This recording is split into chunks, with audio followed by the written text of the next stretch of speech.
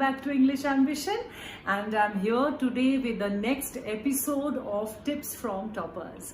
I hope the episode on English was really helpful to you, and the tips given by Ananya and Akriti are helping you or guiding you to strategize your plans or your journey to get good marks in English. And today I have the subject which is one of the formidable subjects, I would say. I think most of the humanities students are afraid of it, and it is history. But I have a very resourceful person, and who is he? He is none other than Siddhanth Das. Who is Siddhanth Das? Let me introduce him to the viewers who do not know him.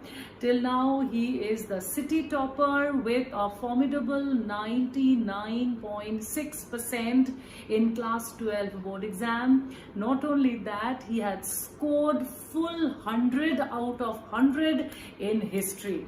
So nobody can be a better person than him, who can guide you to get very good marks in history. He would give you the best advice, the tips and the tips and the tricks and the strategies that he had adopted to get that marks. Okay, so here we are with Siddhanth Das. One more thing that I had to tell you, that please share the video with your friends, and please subscribe the channel if you have not yet done so. And because actually I really want all the students, the maximum number of students, to get benefited from this series, Tips from Toppers. So please, not only you yourself see, please share it with your friends, and they would be benefited as well. Okay, so let's hear from Siddhanth. Hello everyone, I'm Siddhanth Das, and in this video I'd like to give you some tips about how you should prepare for your history exams for your CBSE boards. History. It is true that studying the past does become a great deal at times, but I hope the tips that I'm going to share with you will make things a little bit simple for you, would help you to get a little bit of guidance about what kind of approach you should employ for your preparation. It's not necessary that my approach is going to be helpful for you. Everybody have their own different approach, and every approach doesn't work for everybody else.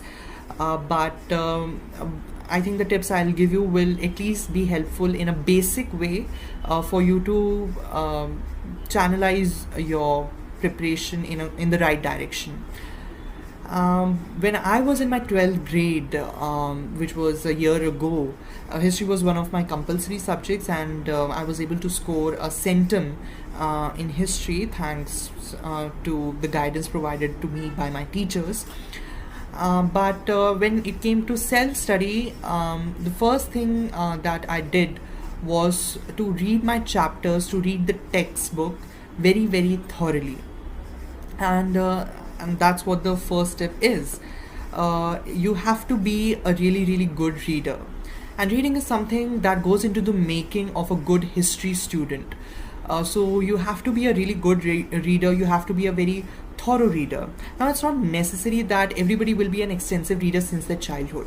You don't have to be one. You can inculcate that habit within a year, within an academic session. So even if you come to class 12, and it's when you come to class 12, it's when you start developing this habit, inculcating this habit of reading, it's perfectly fine.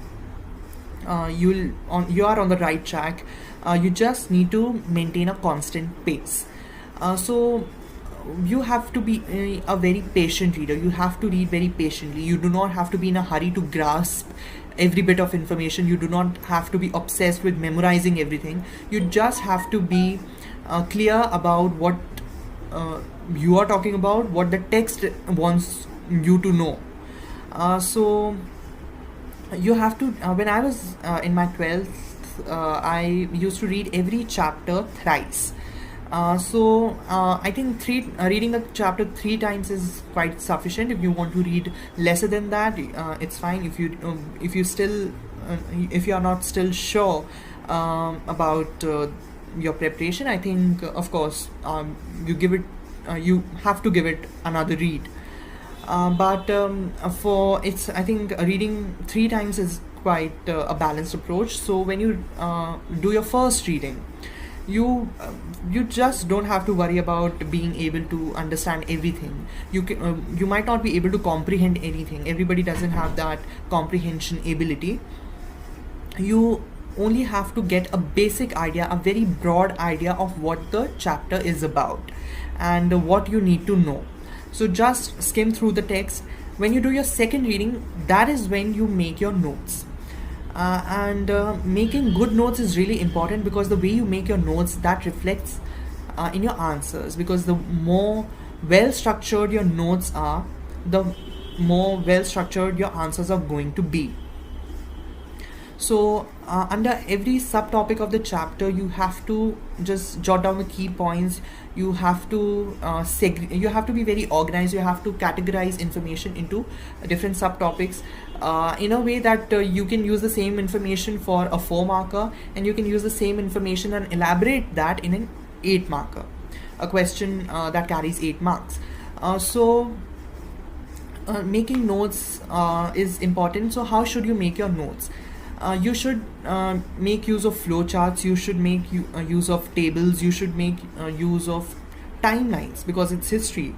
So you have to be chronologically correct. You cannot err on that aspect. So let's say you are studying the first chapter of your of book 1, that is ancient history, and you are studying the first chapter, and for that you can make use of tables for your notes. Why is table important for that particular chapter? Because there are many Harappan sites, there are many sites that have been excavated, and different sites yield different evidence that has to be analyzed, and that informs you about what the civilization was about. So under every make a organize your information in a tabular manner. Have different columns, one for the site, one for the evidence, one for how old the site is, when does it date back to, when does the evidence date back to.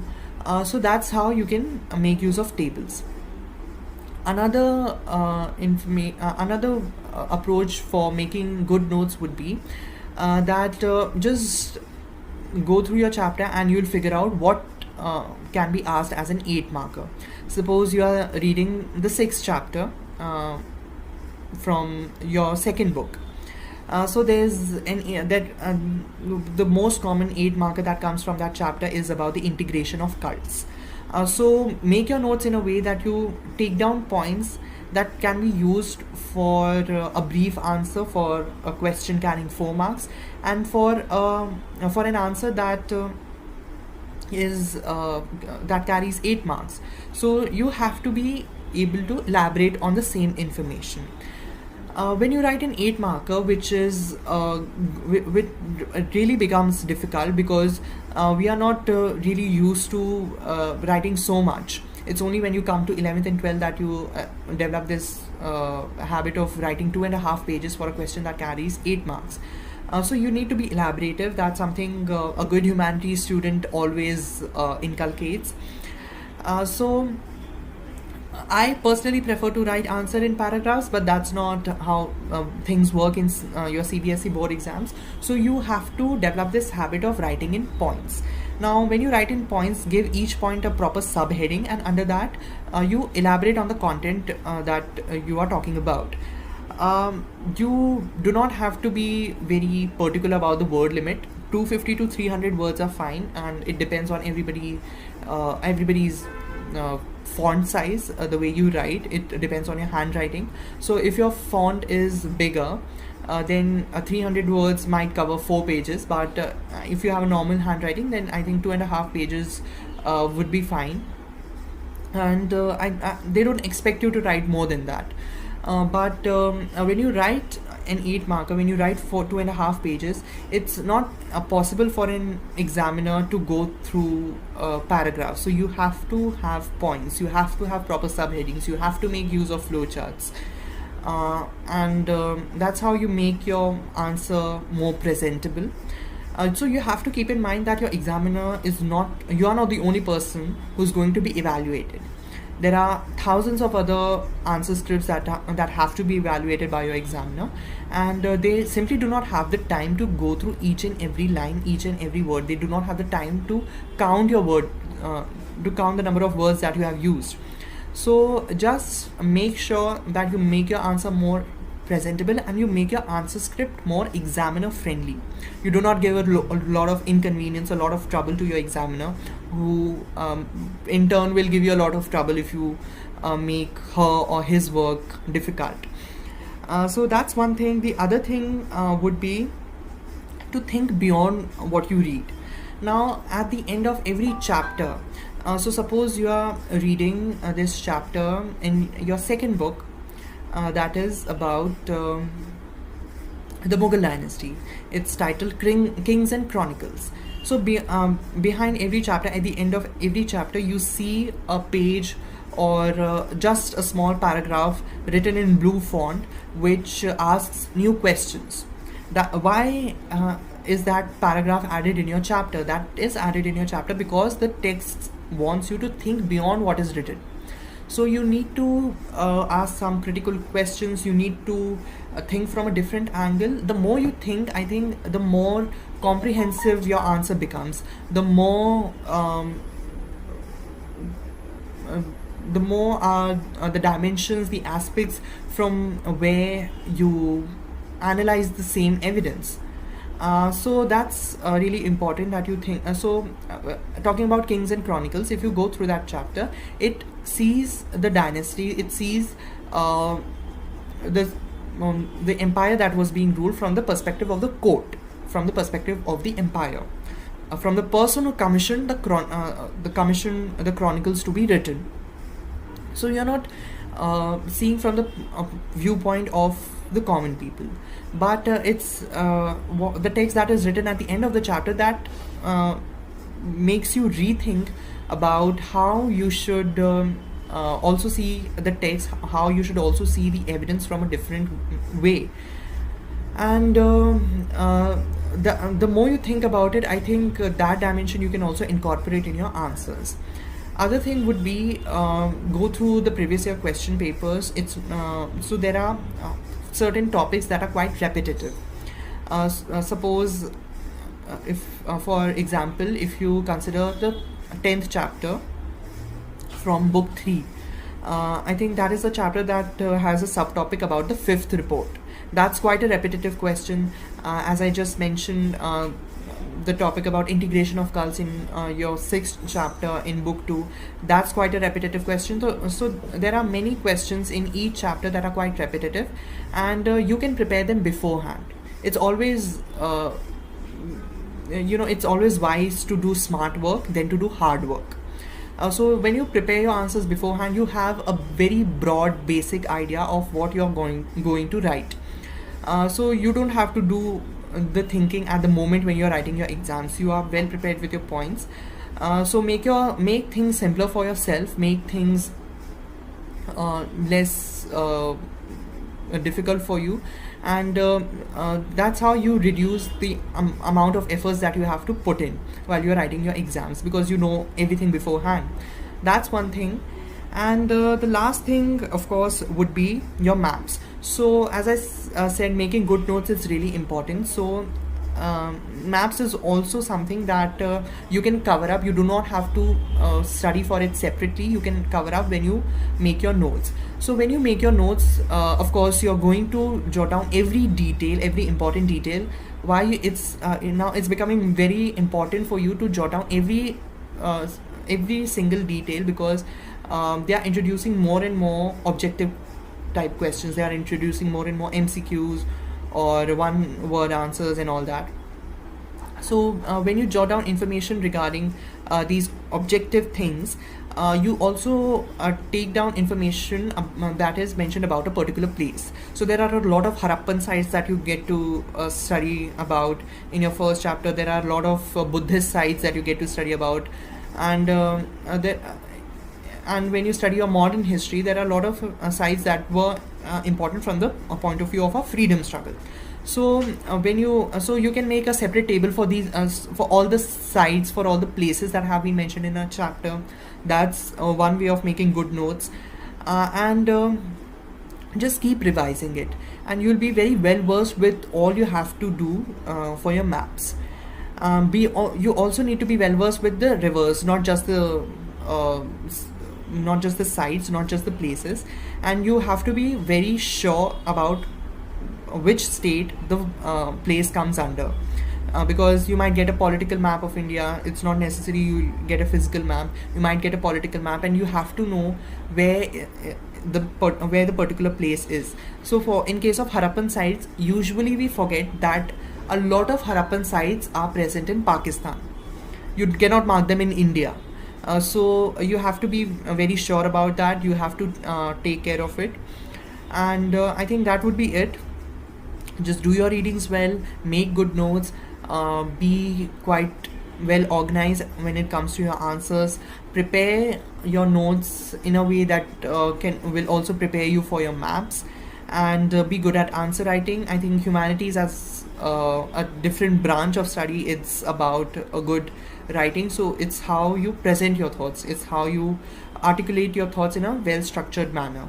So that's what makes you a good humanities student.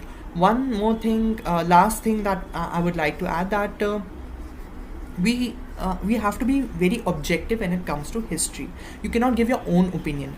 Even if you're giving your opinion, you have to base it on a particular evidence. So in case of the fourth chapter, suppose you're talking about the stupas, or you're talking about something else. So what is the evidence you are basing your information that you are writing on? What is the basis for that? The basis for that is your evidence. So for that, it can be the texts that are part of the Buddhist traditions, the Buddhist chronicles like the Deepavamsha and the Mahavamsha, another important texts like the Ashoka Avdana.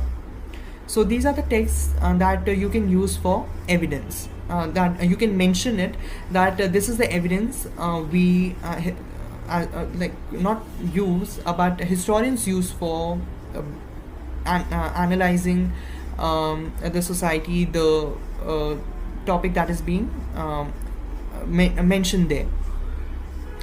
I think that would be it. That's on my part. I think that's what I used to do, and that's what made things really, really simple for me.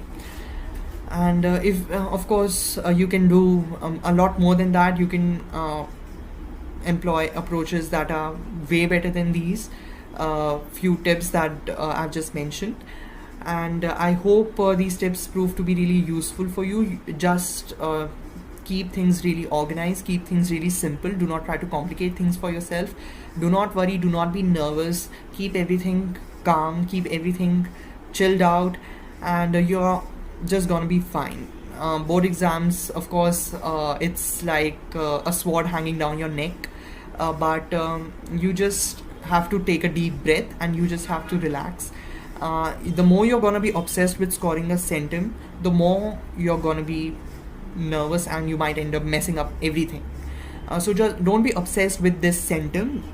I think the only thing you have to be obsessed with is giving a centum when it comes to your efforts. So do not leave any stone unturned. Give your 100%, and to get 100%. And that would be it. Thank you so much for lending your ears, and I hope these tips prove to be very useful for you. Thank you.